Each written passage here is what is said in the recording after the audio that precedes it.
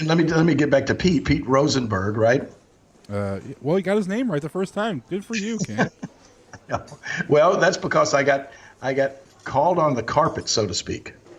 Called on the carpet. You know what that means? Do not. That's an old expression when you get called on the carpet. I guess would be called in by your boss, or like it's akin to getting sent to the principal's office for an adult. A kid. Oh, I got sent to the principal's office, and as an adult, I got called on the carpet. That means you got a talking to. Okay. But it wasn't by a boss in the WWE. It was when I went into when I first got to the dressing room in the Royal Rumble. At the Royal Rumble, it was early in the day. It was like I got there like 1:30. Wow. And knowing you, King, you hate getting there early. I hate getting there early, but I did get there early. But because we started the pre-show at what 5? Yeah. I think 5 o'clock. And so I got there, and the first person I saw was Mark Henry. Oh. And all of a sudden, Mark Henry got like this real serious look on his face, and he says, "I think me and you gonna have to fight." Oh no. Yeah. He's a big guy. And too. I said, "You ain't kidding." Fortunately, he was sitting down when I walked up to him, and so then I sat down across from him. I said, "Me and you gonna have to fight about what?" He said, "My friend." I said, "Well, who's your friend?"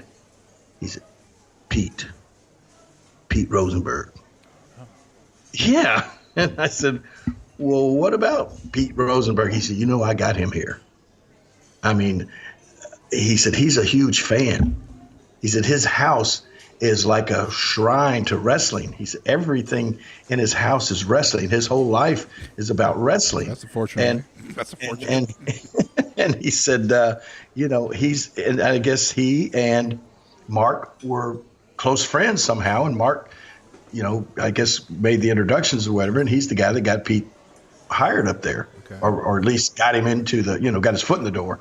And he said, he thinks you don't like him. And I said, "No, I don't. I really don't even know Pete." I said, "I've only seen him. I've never really even talked to him or conversation or anything. I've only seen him on the air." And I said, I guess I was just trying to throw a little conflict into the show, play a little devil's advocate or something. I don't remember. I guess I said about his name, I said, I did mispronounce his name. And I think he took exception to that. And he said, oh, so maybe it's just him being too sensitive. I said, "Yeah, if he really thinks for real that I don't like him, because I have nothing, I don't know, I don't have anything against Pete Rosenberg. He's a fine guy, I guess, but we just, we don't hang out together. I don't know him that well. I don't know. I guess the best thing to say is I don't know him well enough to dislike him.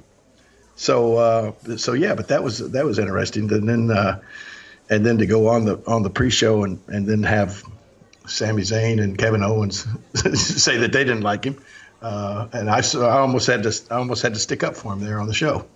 So Rosenberg went to Mark Henry and and basically cried to Mark Henry saying that Jerry Lawler doesn't like him. Well, I know. Now wait a minute, hold on now. See, you're stirring the pot. You're adding a little bit. I didn't say that he cried to him. I just said that Mark Henry told me that Pete thinks I don't like him.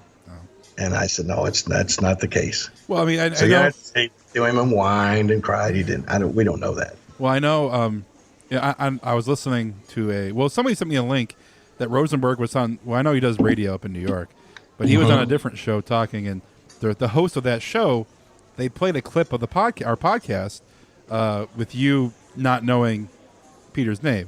Rosenbaum. That's going through the different names, not knowing who Rosenberg was, and I really think Pete, the way that Pete was on the show, he legit thinks that you don't like him.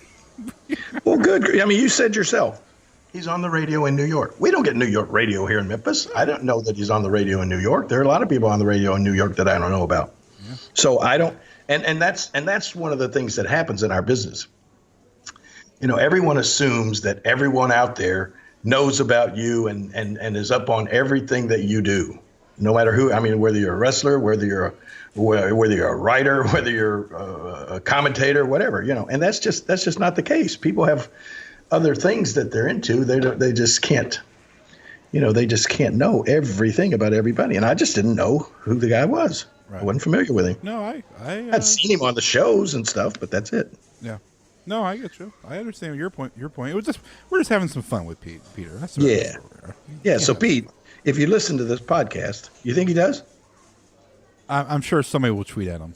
Yeah, and I think if he's as big a fan as Mark Henry told me Pete was, then he probably does listen to a bunch of the podcasts through the week. Yeah. Just to kind of stay up on what everybody's saying about the business. Yeah. So I'm sure he. So Pete, I have no problem with you. We're good. Yeah. I think we're much better. We're much better than me and what's this other guy's name? Sam Roberts. Sam Roberts. Now that guy. He looks like a young Will Ferrell. No, I don't have any problem with Sam Roberts. Sam's a cool guy too.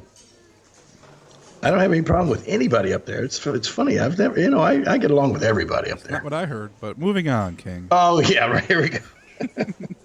Moving on, but no. So hopefully, there's no more problems because you don't want Mark Henry on your bad side, Right. or any side. Right. So